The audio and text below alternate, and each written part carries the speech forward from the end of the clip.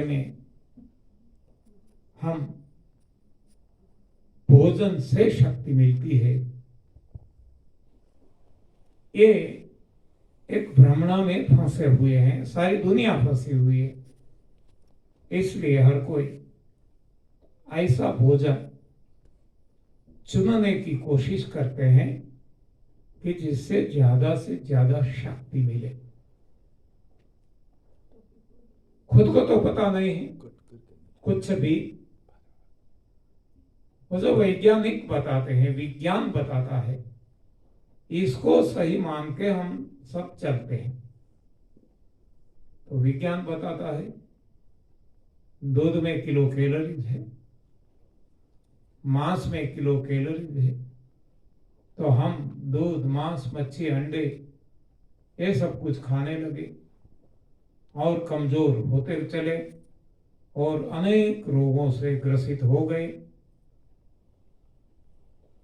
उसी तरह एक भ्रांति ये भी दुनिया में चल रही है कि ड्राई फ्रूट खाना जरूरी है। हाँ, ड्राई फ्रूट की महत्ता बहुत है। आप देखना, जब हमारे घर कोई मेहमान आते हैं तो दिखावा करने के लिए, हाँ, हमारा कुछ हम क्या करते हैं, वहां ड्राई फ्रूट्स रखते हैं।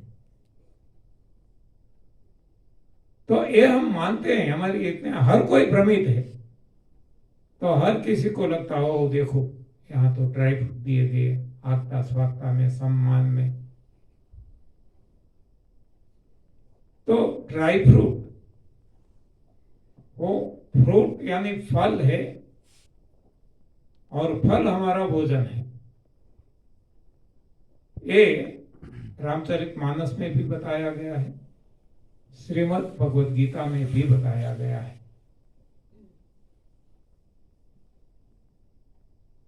रामचरितमानस में हम जानते हैं कंद मूल फल, ये फल हमारा इंसान का भोजन है। कंद मूल फल, फूल, पत्तियां, पानी, ये खाना और पीना हमारा भोजन रामचरितमानस में बताया गया है। यही बात श्रीमद् भगवद गीता में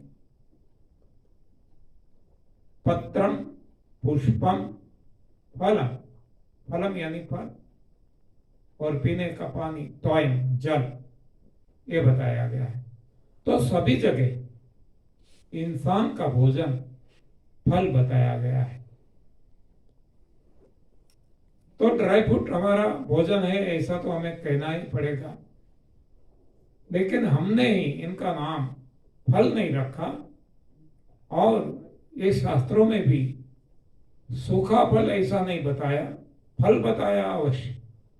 और फल में भी आगे बताया, जो हमने पहले भी चर्चा की थी, श्रीमद् भगवद गीता अध्याय 17 श्लोक 8, सात्विक जनों को प्रिय ऐसा भोजन रसयुक्त आहार।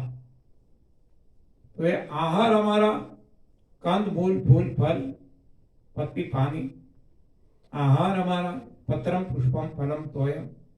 तो इसमें गीता जी में भी स्पष्ट बताया है कि रसयुक्त आहार यानी कि फल भी जो हम खाए, फूल भी खाए, पत्तियां खाए, सब्जियां खाएं, सलाद खाएं, जो भी खाएं, तो इसमें रस युक्त जो है ये हमारे लिए अच्छा भोजन है, बढ़िया भोजन है। क्योंकि रस को पचाने में ज्यादा समय नहीं लगता, ज्यादा शक्ति खर्च नहीं होती, और रस में कुछ ऐसा गुद्देदार नहीं है, दल नहीं है तो मल नहीं है, तो इससे मल नहीं बनता। यानी कि मल द्वार से, गुदा द्वार से हमें कोई खास नहीं निकालना पड़ता।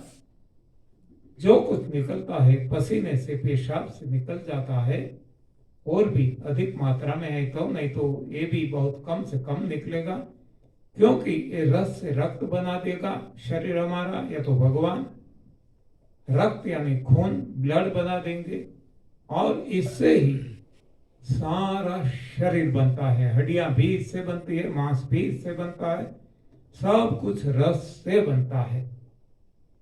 मतलब कि हमारे शरीर के लिए जो जरूरी है रस है, नहीं कि ये ड्राई फ्रूट। यानी कि फ्रूट खाना है तभी रस युक्त, चाहे अंगूर हो, चाहे संतरे हो, मौसम्बी हो, ऐसे कोई भी। और इसको तो हम फल से पहचानते हैं, बाकी हमने देख लिया फूल के बाद लगने वाले सारे फल हैं।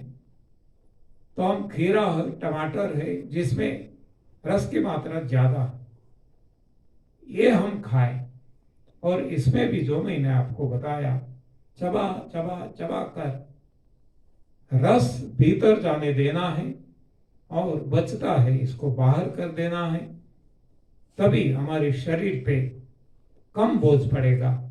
जितना ये रेशे अंदर जाएंगे, फाइबर अंदर जाएंगे, उतना शरीर पे बोझ ज्यादा पड़ेगा, क्योंकि ये कोई काम में आने वाले नहीं है, वो फंसने वाले हैं। तो इसको तो कैसे भी निकालना पड़ेगा। जब फंस गया तो निकालने में ज्यादा मेहनत शरीर को करनी पड़ेगी, और शरीर कौन करने वाला, वो करते तो है भगवान। तो ये भगवान पे बोझ है। तो जितना भी हम रेसे वाला खाते हैं, सूखा खाते हैं, तो ये भगवान पे बोझ डालते हैं। तो जब भगवान इसमें लगे रहते हैं तो हमें और कोई समय नहीं मिलता जो हम धुन, भजन, भक्ति, ध्यान, सुमिरन, सिमरन कर सके। तो इस हिसाब से भी फ्रूट अवश्य ले। फ्रूट में भी हम सही समझे, फूल के बाद लगने वाले सारे फ्रूट है, फल हैं, और ये भी जहां तक हो सके रसयुक्त, और ये भी इस तरीके से कि शरीर में रस ही जाने पाए, एक कूड़ा कचरा नहीं, फाइबर नहीं। तब ये कम से कम समय और शक्ति भगवान की खर्च होगी, तो बाकी हमें आध्यात्मिक उन्नति के लिए समय और शक्ति मिलेगी। तो इस हिसाब से भी हमें ड्राई फ्रूट पे ज्यादा जोर नहीं देना है। हमारे मन में भ्रमणा है, हम भ्रमित हो चुके हैं, तो ड्राई फ्रूट खाने ही है, क्योंकि हमारे कहने से छूट जाएगा ऐसा नहीं, खाने की इच्छा होगी भी तो कम से कम मात्रा में खाए, और जब भी खाए तो इसकी जो साइड इफेक्ट है, जो नुकसान करने वाली, इसको हम जहां तक हो सके डाइल्यूट कर दे, कम कर दे। कैसे करेंगे? ड्राई फ्रूट मतलब ये सूखा है, तो सूखापन कम करें, यानी कि पानी में भिगो दे। आप देखेंगे कि बहुत सारे ड्राई फ्रूट ऐसे हैं, बार बार कलाक, 24-24 कलाक, हाँ आवर्स, घंटे आप पानी में रखेंगे फिर भी वो वैसे ही रहेंगे। हमने देखा है बादाम, हाँ ऐसे बहुत, हाँ इसमें कोई असर ही नहीं होती, वैसे ही रहते हैं, केवल ऊपर जो छिलका है वो निकल जाता है, बाकी भीतर कोई नहीं होता। तो एक काजू है, बादाम है, अखरोट है, पिस्ता है, जो कुछ ये सूखे फल हैं, उनको जब खाना है तो जहां तक हो सके इसका सूखापन कम करें, पानी में भिगो करके 8-10 घंटे जितना भी हमें लगे, और थोड़ा सा इसका सूखापन कम होगा। दूसरा, इसमें जो नुकसान करने वाली बात है वो है ऑयल। रस नहीं है। देखो, रस हमारे लिए अच्छा है, मानव देह के लिए रस बराबर है अच्छा, जबकि ये ड्राई फ्रूट्स में, सूखे मेवे में रस की तो छोड़ो, रस है ही नहीं, लेकिन रस की जगह ऑयल आ गया। ऑयल जो चिकनाई वाला है, जहां भी जाता है वहां ये जो छिद्र है हमारे, इसको बंद करते जाता है, पूरा बंद कर देता है। यानी कि छिद्र के द्वारा शरीर के भीतर जो कुछ टॉक्सिन बनता है, जहर बनता है, इसको निकालने के लिए भगवान ने व्यवस्था की है। लेकिन जब ऐसा ऑयली पदार्थ हम खाते हैं या ऑयल लगाते हैं, चमड़ी पे लगाते हैं, बालों में लगाते हैं, तो ये छिद्र बंद हो जाते हैं, और ये बंद होने के कारण ये जो जहर है, टॉक्सिन है, वो अब निकल नहीं पाता। तो भीतर ही भीतर धीरे धीरे धीरे वो इकट्ठा होता जाता है, और ये अधिक और अधिक नुकसान पहुंचाते रहता है। तो इसी हिसाब से हमें जब खाना ही है ड्राई फ्रूट, तो पानी में भिगो कर रखेंगे तो ऑयल की मात्रा भी कम हो जाएगी। आप देखना, सूखे मेवे को डायरेक्ट पीसना, कोई भी ऐसी मशीन में ऑयल निकलेगा। मूंगफली से भी जैसे ऑयल निकलता, हाँ हम खाते हैं हर कोई, नारियल से ऑयल निकलता, बादाम से निकलता, केशू काजू से निकलता, अखरोट से निकलता, हर किसी से, पिस्ता से निकलता, सभी से ऑयल निकलता है। आप इसको भिगो कर, हाँ, कुछ घंटे के लिए, 12-24 घंटों के लिए भिगो कर बाद में इसको पीसेंगे तो अब ऑयल नहीं निकलेगा, निकलेगा तो बहुत ही कम मात्रा में निकलेगा। यानी कि भिगो कर इसको खाएंगे तो नुकसान तो होना ही वाला है, लेकिन बहुत कम होगा। तो जभी जभी हमें ऐसे सूखे मेवे खाने में उपयोग में लेना है, तब इसको भिगो कर लें। ये सही तरीका है।